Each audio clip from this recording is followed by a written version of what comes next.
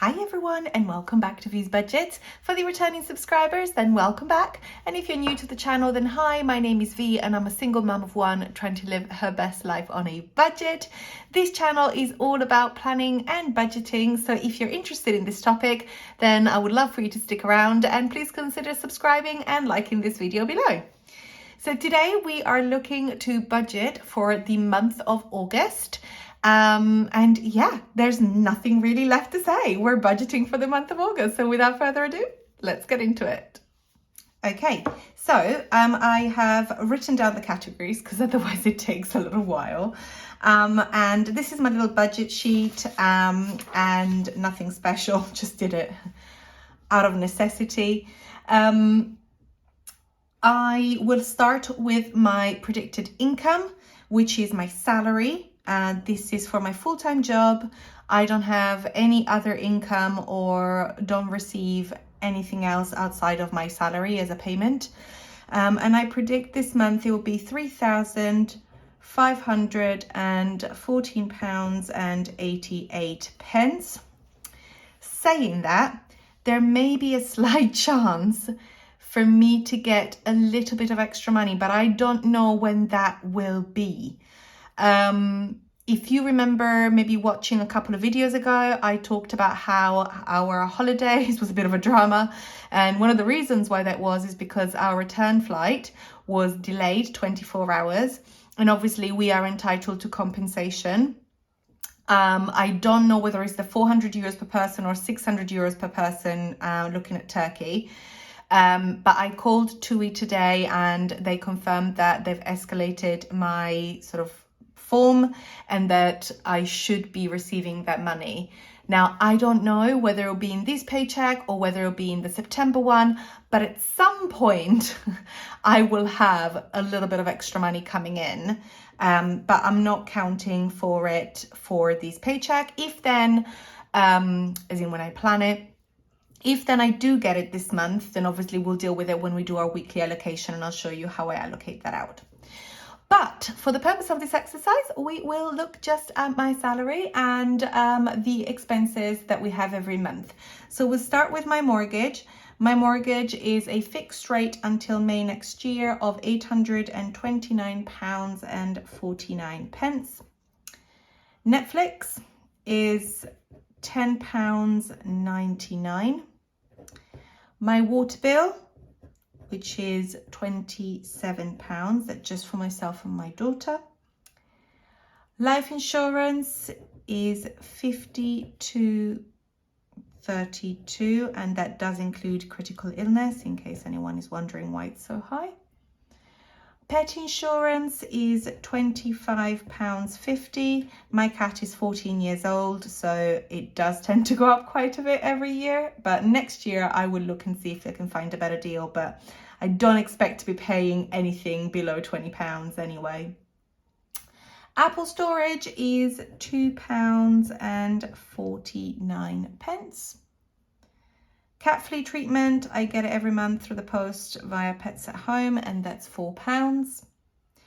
Sky is my internet and it's £23.24 this month. It should be £30, but I changed my contract. It included TV beforehand, but I changed it just to be internet. So last month, because I had overpaid in May, in June, I didn't have a charge, but I still have £7 odd in credit, which means that my bill for this month is expected to be below the £30. Car finance. Now, I know that technically this is a debt, but I have no intention of clearing it in terms of or making any move to clear it any sooner. So as far as I see, I kind of hire my car every month and it costs me £68.71. It's mine at the end of the contract, but I don't really look at it as a debt as such. I probably should, but it's only £68 a month and it's fine how it works at the moment. Gas and electric is £180. I do not use anywhere near that amount at the moment, but I changed this in, I think it was in April. I changed it to 180 a month. so that I could build credit for when the winter comes. Now, I am aware that we will all be getting that £400 towards it, but it's actually £400 that is spread across 10 months, which means that we only get £40 credit a month, or at least that's my understanding.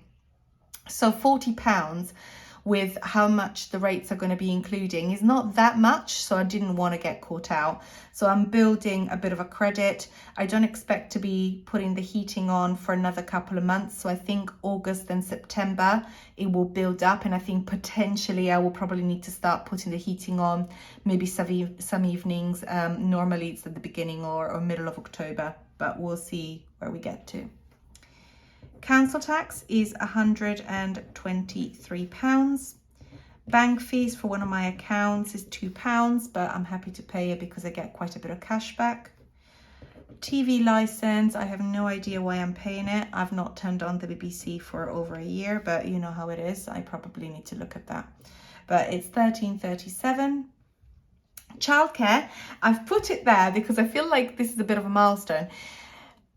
Technically speaking, I will be paying childcare because Clara will be going to after school club 2 days per week, which is £16.50 per day, which then makes it £33 a week.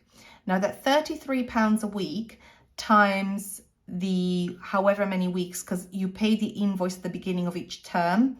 So I know, for example, that my first invoice, which is basically for the first sort of like September to the October half term, is going to be £158. But what I have decided to do is I have decided not to count this as a bill.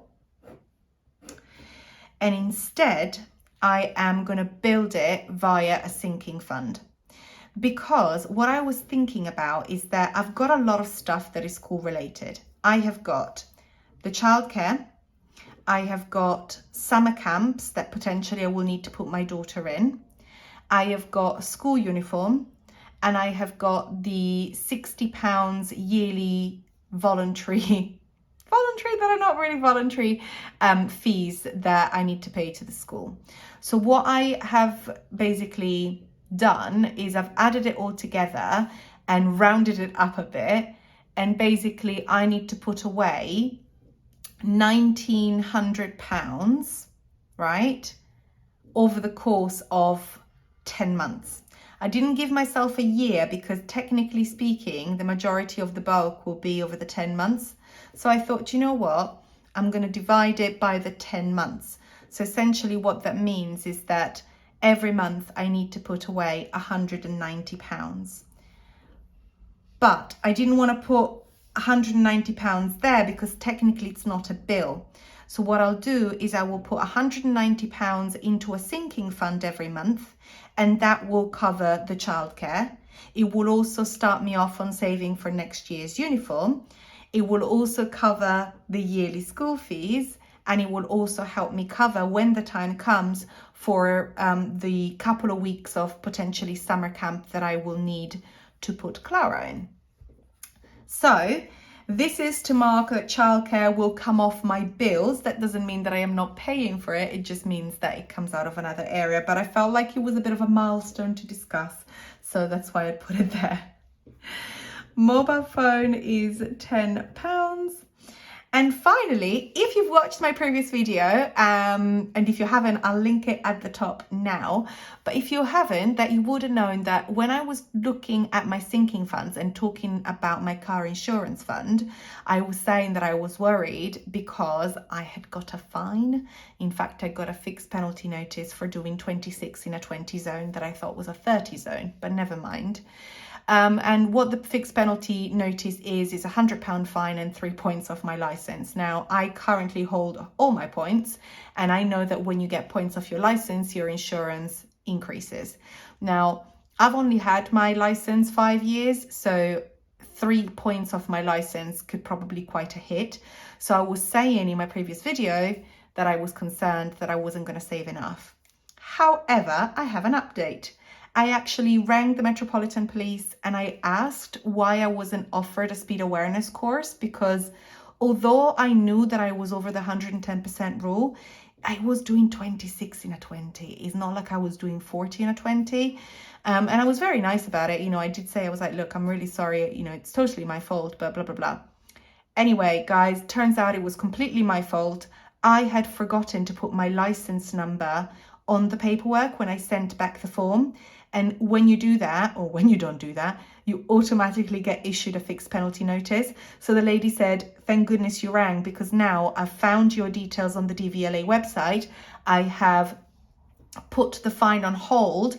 I'm going to send you a letter with the course details that you can book until the 1st of October.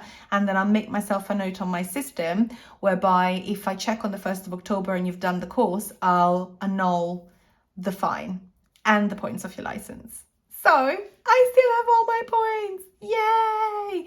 Which means that hopefully my car insurance, you know, goal and what I wanted to save, so it was a £650, is still applicable. However, you do pay for the speed awareness course, and that is £90, which, to be fair, is better than the fine of £100. So I'm not unhappy about it. But yes, that is obviously a bill that I need to include for this month.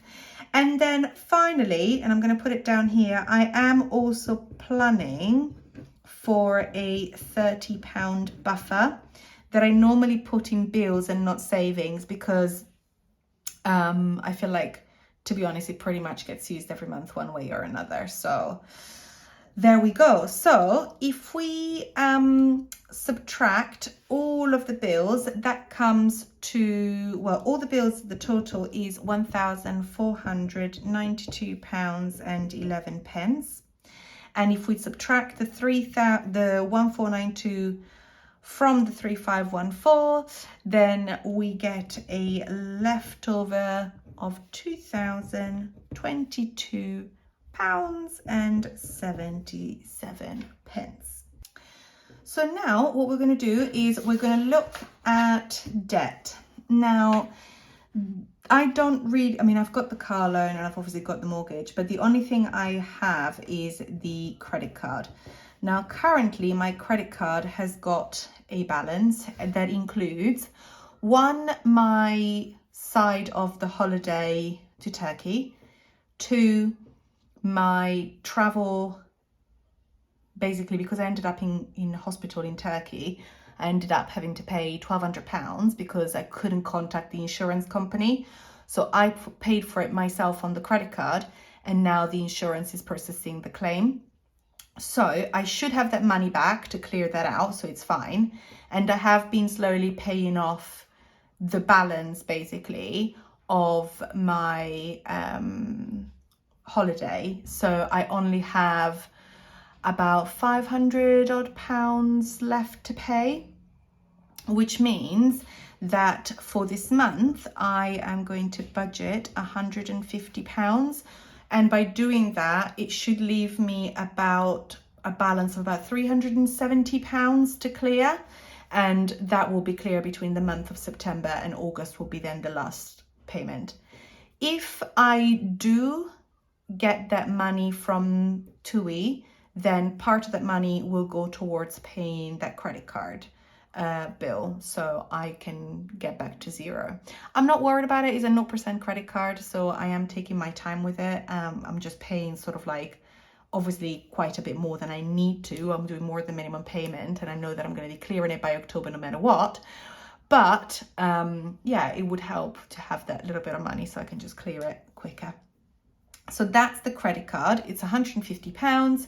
So that means that so the total is £150, and then if we subtract it from the £2,022.77, that leaves us with £1,872.77.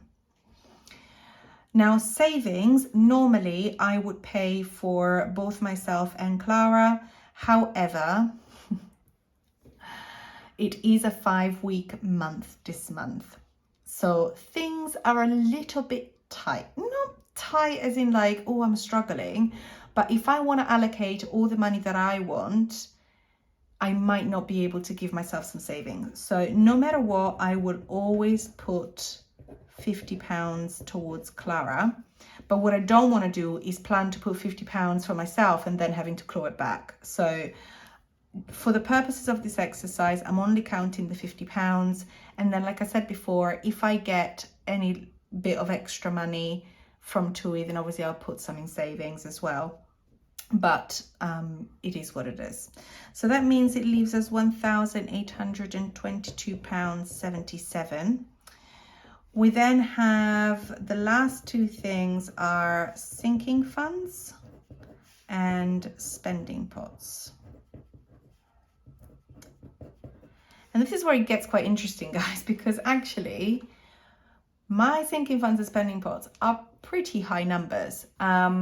I do have a budgeted £740 to go within my sinking funds. Yeah, so 750 seems like a lot. And obviously this does include the £190 for childcare, which I am putting into sinking funds every month. But the rest is not that much. It's just that I seem to have quite a lot. And I have thought about condensing some, but genuinely, I'm quite happy the way that they are. I keep up with them and I feel like, yeah, it's a good way for me to work them. So I'm not really worried about it. It is also a 5-week month, so there we go. Now spending is quite expensive and it is £1,070. But again, it is a 5-week month, and when it actually comes to like breaking everything down, you'll see that it's actually not that much that I'm putting in each pot, but I do use each pot all the time. So yeah. So the total for this is £1,810, which leaves us with £12.77 as like a little buffer to play with.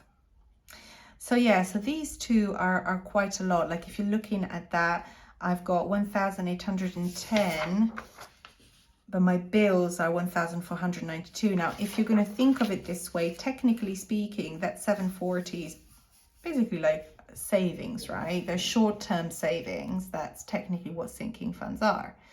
I'm not being very good at the long-term savings at the moment, but I think once my credit card balance is paid off, and obviously this is the first month where I have a low childcare bill, so I've got a few things that I'm settling, and it's a 5-week month.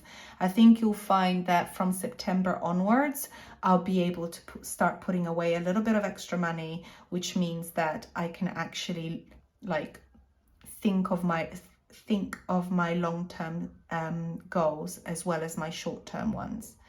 Obviously, if you're new to the channel, then you would know I already have a 3-month expenses. I have £9,000 saved in the bank. So I'm already covered in terms of like, if anything was to happen, you know, that will be plenty to get me through 3 months. And I also have saved an emergency fund, which is £1,000.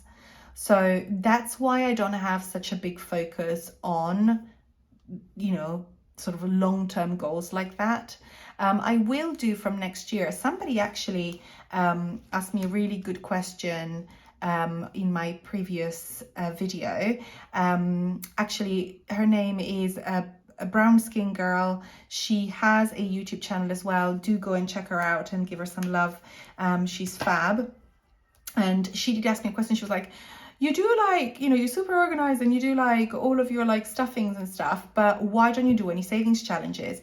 And the reason why I haven't done any savings challenges so far is because honestly, if I need something, generally I've thought about it as part of my sinking funds already. And I already have sort of like the big things that everyone sort of like saves towards, like, you know, the 3 months expensive or a month ahead, or you know, emergency fund.